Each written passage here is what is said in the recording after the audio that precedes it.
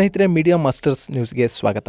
ಗೆಳೆಯರೆ, ರಾಜ್ಯ ರಾಜಕಾರಣದಲ್ಲಿ ಮತ್ತೆ ಹನಿ ಟ್ರ್ಯಾಪ್ ಸುದ್ದಿ ಮಾಡ್ತಾ ಇದೆ. ಈ ಬಾರಿ ರಾಜ್ಯ ಸರ್ಕಾರದ ಸಚಿವರೇ ಹನಿ ಟ್ರ್ಯಾಪ್ನ ಆರೋಪವನ್ನು ಮಾಡ್ತಾ ಇದ್ದಾರೆ.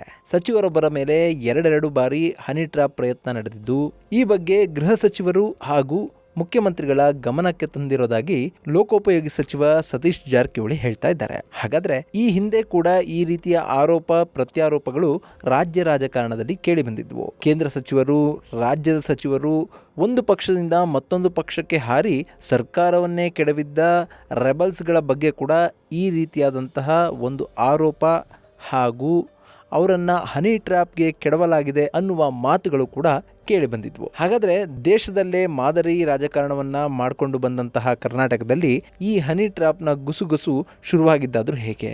ಇದರ ಹಿಂದೆ ಯಾರಿದ್ದಾರೆ ಅನ್ನೋದನ್ನು ಸಚಿವರು ಯಾಕೆ ನೇರವಾಗಿ ಹೇಳ್ತಾ ಇಲ್ಲ? ಹಾಗೆಯೇ ಈ ಬಾರಿ ಹನಿ ಟ್ರ್ಯಾಪ್ಗೆ ಕೆಡವೋಕೆ ಯಾವ ಸಚಿವರನ್ನು ಗುರಿಯಾಗಿಸಿಕೊಳ್ಳಲಾಗಿತ್ತು ಅನ್ನೋದ್ರ ಬಗ್ಗೆ ಒಂದಷ್ಟು ಮಾಹಿತಿಯನ್ನು ನಾವಿಲ್ಲಿ ನೋಡೋಣ.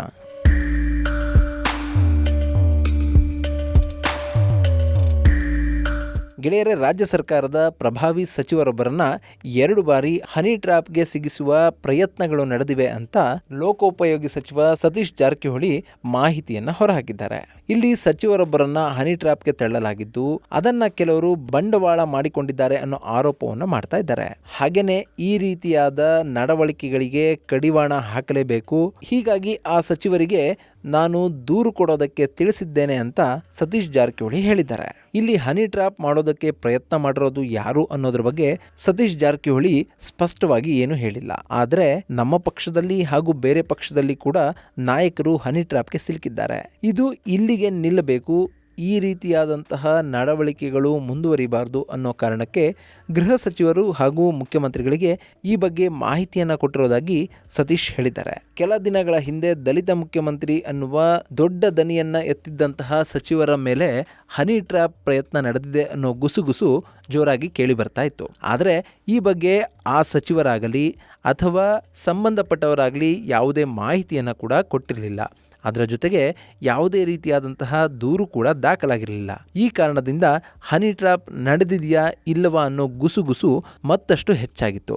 ಆದರೆ ಈಗ ಲೋಕೋಪಯೋಗಿ ಸಚಿವರೇ ಈ ವಿಷಯವನ್ನು ಕನ್ಫರ್ಮ್ ಮಾಡಿದ್ದು, ಈ ಬಗ್ಗೆ ಹೈಕಮಾಂಡ್ಗೆ ದೂರನ್ನು ಸಲ್ಲಿಸೋದಕ್ಕೆ ನಿರ್ಧಾರ ಮಾಡಲಾಗಿದೆ ಅಂತ ಸತೀಶ್ ಜಾರಕಿಹೊಳಿ ಹೇಳಿದ್ದಾರೆ. ಈ ಪ್ರಕರಣದಲ್ಲಿ ಯಾರಿದ್ದಾರೆ, ಅವರು ಯಾವ ಮತ್ತೊಬ್ಬ ಪ್ರಭಾವಿ ರಾಜಕಾರಣಿಯ ಜೊತೆ ಸಂಬಂಧವನ್ನು ಹೊಂದಿದ್ದಾರೆ ಅನ್ನೋದ್ರ ಬಗ್ಗೆ ಕೂಡ ನಾವು ಬಹಿರಂಗಪಡಿಸ್ತೇವೆ.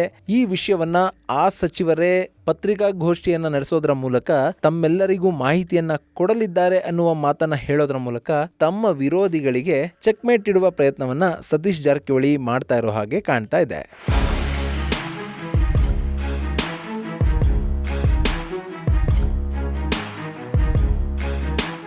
ಇನ್ನು ಹನಿ ಟ್ರ್ಯಾಪ್ಗೆ ಯತ್ನಿಸಲಾಗಿದೆ ಅನ್ನುವ ಸಚಿವರು ಮುಖ್ಯಮಂತ್ರಿ ಸಿದ್ದರಾಮಯ್ಯನವರ ಪರ ದೊಡ್ಡ ದನಿಯಲ್ಲಿ ಮಾತಾಡ್ತಾ ಇದ್ರು.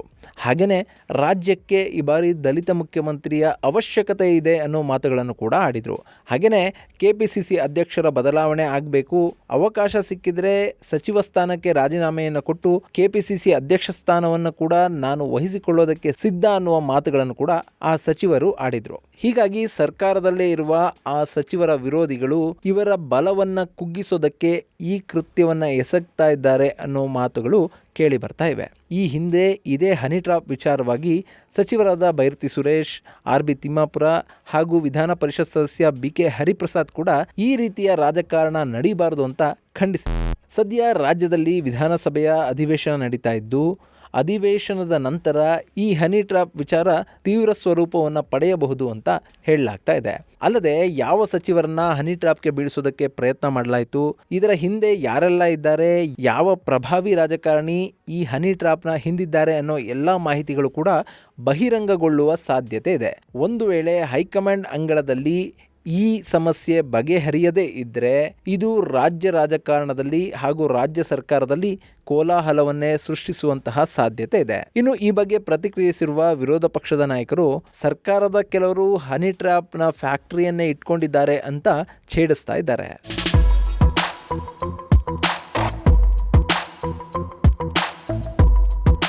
ಗೆಳೆಯರೆ, ಒಂದು ಕಾಲದಲ್ಲಿ ಕರ್ನಾಟಕದ ರಾಜಕಾರಣವನ್ನು ಇಡೀ ದೇಶವೇ ಮೆಚ್ಚಿತ್ತು. ನಮ್ಮ ನೆರೆಯ ರಾಜ್ಯಗಳಲ್ಲಿನ ರಾಜಕಾರಣದಂತೆ ಇಲ್ಲಿ ತೀರಾ ಅಗ್ರೆಸಿವ್ ರಾಜಕಾರಣ ಇರಲಿಲ್ಲ. ಆದರೆ ಇತ್ತೀಚೆಗೆ ಶಾಸಕರ ಖರೀದಿ, ಹನಿ ಟ್ರ್ಯಾಪ್ ಈ ರೀತಿಯಾದಂತಹ ಮಾತುಗಳು ಕೇಳಿ ಬರ್ತಾ ಇರೋದು ಕರ್ನಾಟಕದ ರಾಜಕಾರಣದ ಬಗ್ಗೆ ಮತ್ತೊಂದು ದೃಷ್ಟಿಕೋನದಿಂದ ನೋಡುವಂತಹ ಅವಕಾಶವನ್ನು ಮಾಡಿಕೊಡ್ತಾ ಇದೆ. ಒಟ್ಟಿನಲ್ಲಿ ತಮ್ಮ ವಿರೋಧಿಗಳನ್ನು ಹಣಿಯೋದಕ್ಕೆ ರಾಜಕಾರಣಿಗಳು ಯಾವ ಕೃತ್ಯವನ್ನು ಬೇಕಾದರೂ ಮಾಡ್ತಾರೆ ಅನ್ನೋದಕ್ಕೆ ಈಗ ನಡೀತಾ ಇರುವಂತಹ ಘಟನೆಗಳೇ ಸಾಕ್ಷಿ ಅಂತ ಅಂದರೂ ತಪ್ಪಾಗೋದಿಲ್ಲ. ಇನ್ನು ಈ ಹಿಂದೆ ಇದೇ ರೀತಿಯಾಗಿ ಸಾಕಷ್ಟು ಶಾಸಕರನ್ನ, ಸಚಿವರನ್ನ ಕಾಡಿರುವ ಉದಾಹರಣೆಗಳು ಕೂಡ ನಮ್ಮಲ್ಲಿವೆ. ಹಾಗೆ ಸಾಕಷ್ಟು ಶಾಸಕರು ತಮ್ಮ ಬಗ್ಗೆ ಹಾಗೂ ತಮಗೆ ಸಂಬಂಧಿಸಿದವರ ಬಗ್ಗೆ ಯಾವುದೇ ರೀತಿಯಾದಂತಹ ಮಾನಹಾನಿ ವರದಿಗಳನ್ನ, ವಿಡಿಯೋಗಳನ್ನ ಪ್ರದರ್ಶಿಸ ಹಾಗೆ ಹೈಕೋರ್ಟ್ನಿಂದ ಸ್ಟೇ ತಂದಿರೋದು ಕೂಡ ನಮ್ಮೆಲ್ಲರ ಗಮನದಲ್ಲಿದೆ. ಹೀಗಾಗಿ ರಾಜ್ಯ ರಾಜಕಾರಣದಲ್ಲಿ ಹನಿ ಟ್ರ್ಯಾಪ್ ಅನ್ನೋದು ದೊಡ್ಡ ಮಟ್ಟದಲ್ಲಿ ಬಳಕೆ ಆಗ್ತಾ ಇದೆ ಅನ್ನೋದು ಸುಳ್ಳೇನಲ್ಲ. ಈಗ ರಾಜ್ಯ ಸರ್ಕಾರದ ಸಚಿವರೊಬ್ಬರೇ ಈ ಆರೋಪವನ್ನು ಮಾಡಿರೋದು ಈ ಪ್ರಕರಣದ ಗಂಭೀರತೆಯನ್ನು ಹೆಚ್ಚಿಸ್ತಾ ಇದೆ. ಇನ್ನು ಈಗ ಕೇಳಿ ಬರ್ತಾ ಇರುವ ಹನಿ ಟ್ರ್ಯಾಪ್ ವಿಚಾರದ ಕೇಂದ್ರ ಬಿಂದು ಸಹಕಾರ ಸಚಿವರು ಅನ್ನೋ ಮಾಹಿತಿಯನ್ನ ವಿಜಾಪುರ ಶಾಸಕ ಬಸನಗೌಡ ಪಾಟೀಲ್ ಯತ್ನಾಳ್ ವಿಧಾನಸಭೆಯಲ್ಲಿ ಪ್ರಸ್ತಾಪಿಸಿದ್ದಾರೆ. ಇಲ್ಲಿ ಹನಿ ಟ್ರ್ಯಾಪ್ನ ಷಡ್ಯಂತ್ರಕ್ಕೆ ಬಲಿಯಾಗಲಿದ್ದವರು ರಾಜಣ್ಣ ಅನ್ನೋ ಮಾಹಿತಿಯನ್ನ ಬಸನಗೌಡ ಪಾಟೀಲ್ ಯತ್ನಾಳ್ ಹೇಳಿದ್ರು. ಹೀಗಾಗಿ ವಿಧಾನಸಭೆಯಲ್ಲೇ ಸಹಕಾರ ಸಚಿವ ರಾಜಣ್ಣ ತಮ್ಮ ಹೆಸರನ್ನ ಬಸನಗೌಡ ಪಾಟೀಲ್ ಯತ್ನಾಳ್ ಹೇಳಿರೋ ಕಾರಣದಿಂದಾಗಿ ತಾವು ಈ ಬಗ್ಗೆ ಗೃಹ ಸಚಿವರಿಗೆ ದೂರನ್ನ ಕೊಡೋದಾಗಿ ಹೇಳಿದ್ರು. ಅಲ್ಲದೆ ಈ ಕುರಿತು ಉನ್ನತ ಮಟ್ಟದ ತನಿಖೆಯನ್ನು ನಡೆಸೋದಕ್ಕೆ ಕೂಡ ಆಗ್ರಹಿಸಿದ್ರು. ಈ ಬಗ್ಗೆ ಲಿಖಿತ ದೂರನ್ನ ಕೊಡೋದಕ್ಕೆ ತಾವು ಸಿದ್ಧ ಅಂತ ಕೂಡ ಹೇಳಿದ್ರು. ಈ ಎಲ್ಲಾ ಹಂಗಾಮದ ನಡುವೆ ಗೃಹ ಸಚಿವ ಜಿ ಪರಮೇಶ್ವರ್ ಸದನದಲ್ಲೇ ಈ ಪ್ರಕರಣವನ್ನ ಉನ್ನತ ತನಿಖೆಗೆ ಆದೇಶಿಸೋದಾಗಿ ಹೇಳಿಬಿಟ್ರು. ಹೀಗಾಗಿ ಹನಿ ಟ್ರ್ಯಾಪ್ ಪ್ರಕರಣ ರಾಜ್ಯ ಸರ್ಕಾರದ ಕೊರಳಿಗೆ ಸುತ್ತಿಕೊಳ್ಳುತ್ತಾ ಅನ್ನೋದನ್ನ ಕಾದು ನೋಡಬೇಕು. ಇದು ಗೆಳೆಯರೆ ರಾಜ್ಯ ರಾಜಕಾರಣದಲ್ಲಿ ಕೇಳಿ ಬರ್ತಾ ಇರುವ ಹನಿ ಟ್ರ್ಯಾಪ್ ಷಡ್ಯಂತ್ರದ ಕುರಿತಾದ ಒಂದಷ್ಟು ಮಾಹಿತಿ. ಮುಂದಿನ ವಿಡಿಯೋದಲ್ಲಿ ಮತ್ತೊಂದು ವಿಶೇಷವನ್ನ ನಿಮ್ಮ ಮುಂದಿರ್ತೀನಿ. ಅಲ್ಲಿವರೆಗೂ ನಮಸ್ಕಾರ.